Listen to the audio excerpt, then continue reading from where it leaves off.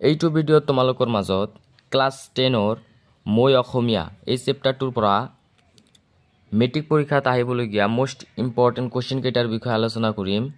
এইটো ভিডিঅ'ত যিকেইটা কোৱেশ্চন দেখাই দিম তোমালোকে এইকেইটাই পঢ়ি যাবা। ইয়াৰে পৰা তোমালোকৰ মেট্ৰিক পৰীক্ষাত 100% শিওৰ কমন পাবা। তোমালোকে চাই লোৱা কোন কেইটা ইম্পৰ্টেণ্ট কোৱেশ্চন আছে।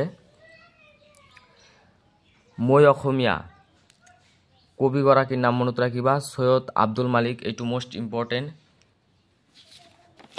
তাৰপিছত কোন কেইটা চাব লাগে মই দেখাই দি আছো। 17 নং পৃষ্ঠা বাহিৰ কৰি লোৱা। 17 নং পৃষ্ঠাৰ পৰা চাবা গল্পৰ সম্ৰাট বুলি কোন কবি কোৱা হয়, এইটো মোষ্ট ইম্পৰ্টেণ্ট, সৈয়দ আব্দুল মালিক, এইটো চাবা মোষ্ট ইম্পৰ্টেণ্ট। তাৰপিছত চাবা সৈয়দ আব্দুল মালিকৰ দুখন কবিতা পুথিৰ নাম বেদুইন আৰু স্বাক্ষৰ, এইটো মোষ্ট ইম্পৰ্টেণ্ট।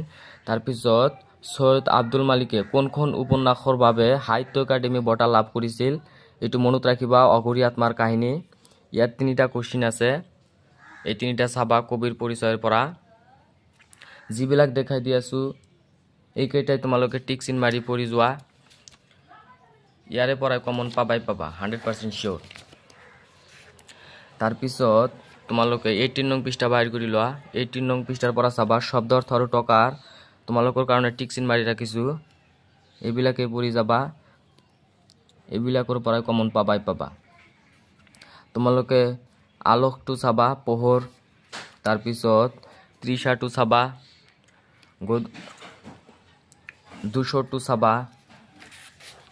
তাৰপিছত 19 নং পৃষ্ঠাৰ পৰা বুটনিটো চাবা। তাৰপিছত স্বৰগটো চাবা, স্বৰ্গ, তোমালোকৰ কাৰণে টিক চিন মাৰি ৰাখিছো।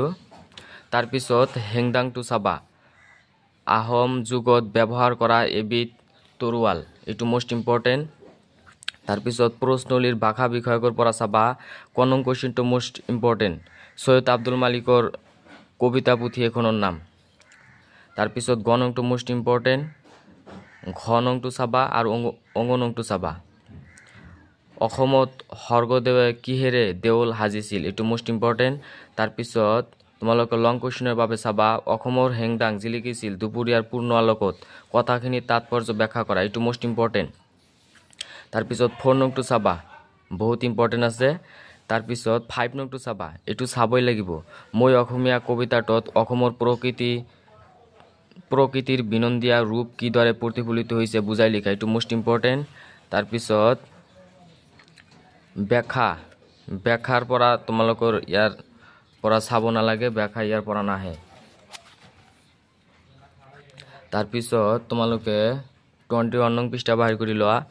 21 নং পৃষ্ঠাৰ পৰা চাবা মই অসমীয়া কবিতাটোৰ সাৰাংশ, এইটো মোষ্ট ইম্পৰ্টেণ্ট, মূল ভাৱটো চাবা। তাৰপিছত 12 নংটো চাবা, মূল ভাৱ তোমালোকক আগতেই দেখাই দিছো। তিনিটা মূল ভাৱ চালে তোমালোকৰ 100% শিওৰ কমন পাবা, মই দেখাই দি আছো। তোমালোকে বৰগীত, প্ৰশস্তি আৰু মই অসমীয়া এই তিনিটাৰ মূল ভাৱ চাবা, এই তিনিটা চালে তোমালোকৰ 100% শিওৰ এটা কমন পাবা। তাৰপিছত 4 মাৰ্কছ পাই যাবা। তাৰপিছত ভাষা বিষয়কৰ পৰা চাবা বেশ বাক্য সমাহাৰ কৰা, এইটো মোষ্ট ইম্পৰ্টেণ্ট, 1 নংটো চাবা আৰু 3 নংটো চাবা, বিপৰীত শব্দ লিখা। এইটো ভিডিঅ'ত তোমালোকক যিকেইটা দেখাই দিলো ইয়াৰে পৰাই তোমালোকৰ কমন পাবা। যদি তোমালোকে মোৰ চেনেলত প্ৰথমবাৰৰ বাবে হোৱা চেনেলটো ছাবস্ক্ৰাইব কৰিবা।